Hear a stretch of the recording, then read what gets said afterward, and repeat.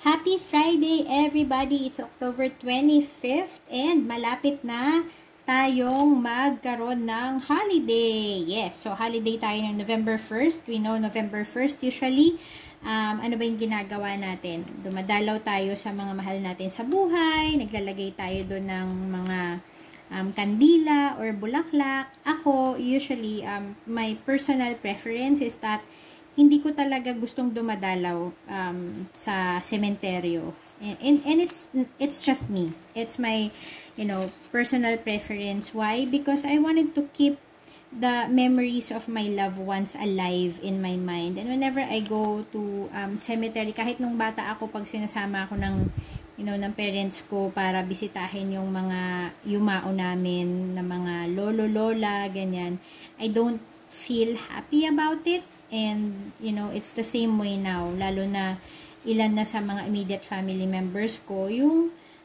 wala na talaga dito. And I wanted to keep the, the hope in me that one day, when the Lord calls me home, I'll be able to see them alive. So that's what I wanted to keep remembering. The time that I can see them very alive in my mind. So kaya hindi talaga ako ever since fan ng pumupunta sa sementeryo. I know that I have them in my heart, and I know that they know that, and that is all that matters to me. And of course, apart from doing that November 1st celebration ng pagpunta natin sa mga mahal natin sa buhay sa sementeryo, meron din tayong tradisyon na nakuha na natin sa West, right? So, yun yung Halloween parties, etc. And I wanted to be sensitive about it. Hindi dahil, alam mo yun, parang sinasabi ko na as a Christian, we shouldn't be celebrating it. We shouldn't, but, I also keep in mind na may mga tao that, they just find something fun to do, and, it's their preference. It's their call. Just the same way na it's my preference na hindi ko talaga gustong pumupunta at dumadalaw sa sementeryo. However, we have to also keep in mind, 'di ba, na yung Halloween, it's not actually a celebration of something na paano ba masasabi? It's not a holy celebration. Rather, siguro yun yung pinaka-appropriate term. Rather, it is, to me, it gives more sense dun sa understanding na talagang nag-i-exist yung spiritual realm. Diba? Whether we like it or not, minsan yung mga tao, they don't like to believe it because they don't want to believe in God. However, they celebrate Halloween. So, I find it, odd and contradictory, right? Because celebrating Halloween means you know for a fact that there are this spiritual realm or spiritual world na nag-i-exist yung evil, 'di ba? Kaya may mga monsters, may mga kung ano-ano pa, 'di ba? And sometimes we dress up like that, and we even dress our kids like that, 'di ba? So what I wanted to make sure that all of us will be reminded is that when we do such things, you can do it for fun, but make sure na hindi mo siya seseryosohin sa buhay mo, na alam mo yun, wag mong ilalagay yung sarili mo sa posisyon where you're living that kind of life na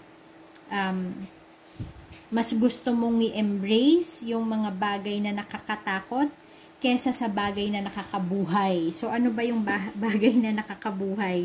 Diba? Of course, it is the truth and the reality that God is the most, the powerful one, the almighty one existing, and that, He wanted us to make sure that we embrace His goodness rather than embracing yung mga bagay na nagke-create lang ng takot sa atin, diba? Nagke-create lang ng anxiousness sa buhay natin.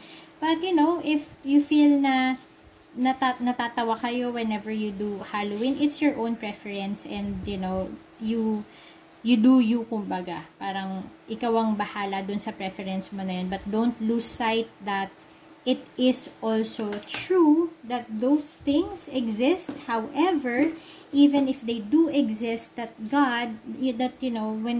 when you're under God's power, nobody can harm you. So, huwag kayong matatakot, regardless kung may nananakot man sa inyo, or kung may gusto mang sumalbahe sa inyo, make sure that you call upon God in any way that you can, especially in prayers. So, bakit ko nga ba ini-emphasize itong sinasabi ko na to? Bakit sinasabi ko na huwag kayong matakot, etc.? Well, for one, alam ko na isa sa mga madalas na gawing palabas ngayong Halloween is that yung mga mangkukula, mga manggagamot, manggagaway, all of those things. And, people will tell me na, or ask me rather, ano yung stand ko about it? And it's not about my stand, it's about, how you believe the things and if it actually matters to you. To me, I know they exist, I know they practice these things, and I know that they may or may not have power to do so, but this is one thing that I always wanted you to remember. Regardless kung maganda man ang intention ng isang tao sa mga ginagawa niya. Halimbawa, gusto niyang may mga sumasalbahe sa mga mahal niya sa buhay, and that person just wanted to, ipagtanggol yung mga mahal niya sa buhay. So, gagawin niya, kukulamin niya yung mga kaaway ng pamilya niya. For us, it might be, something na sabihin natin justifiable. However, when you do such things, it means that you're putting yourself into a position where ikaw na si God. Ikaw na yung gumagawa or kumukuha ng hustisya para dun sa mga bagay that we know that God will be the one to do the justice for us. He will be the one to avenge us. He doesn't do revenge, He avenge, right? And if we put ourselves into, to a position na tayo yung gagawa ng revenge, and then we exert such kind of practice, diba, na mananakit tayo ng kapwa natin, I'm not sure how justifiable it is, or, but I know that it's not of God. Yun yung masasabi ko doon. Hindi yun galing kay God, definitely, because that is something na ayaw niya rin na ginagawa natin. Yes, they exist, I know. But, don't ever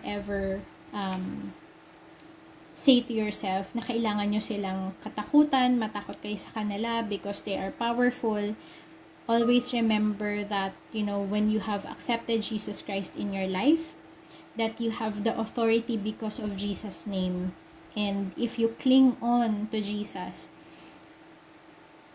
His power is upon you, and that you will always be protected. And you will always be protected in a manner that you will pray ceasingly. When you pray ceasingly, you will always be covered by His holy blood, and you can be assured of the hope that you have in Him, that you will get protected, right? And even so, kung hindi man mangyari yon, always remember always remember yung tatlong Jews, diba? I forgot their names. Shadrach, Meshach, and Abednego, diba? Even when they were put in fire, sabi nila, hindi kami magbabow down dun sa Diyos ninyo because we know who the true God is. And then they were put in fire, and they said, even if God will not rescue us, we will continue to worship only Him, diba? And, that's the faith that we have to have with this kind of evil things, that we will always put our hope in the Lord regardless, because we know na kung ano man yung mangyari at kung ano man yung i-allow ng Lord, He allows it to happen for a certain reason.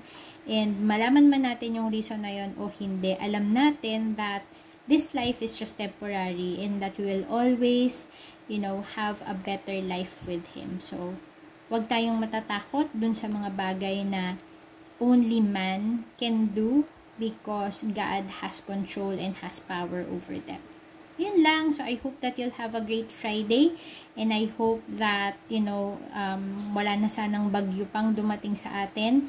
And I pray that you will be so intentional in your prayer time with the Lord. And I hope that you'll also be intentional in, doing your journal, making sure that you remember all of the good things that the Lord has done in your life. So, how can you be so intentional in that? Is to make sure that you write it in your journal. So, there you go. Happy Friday, everybody!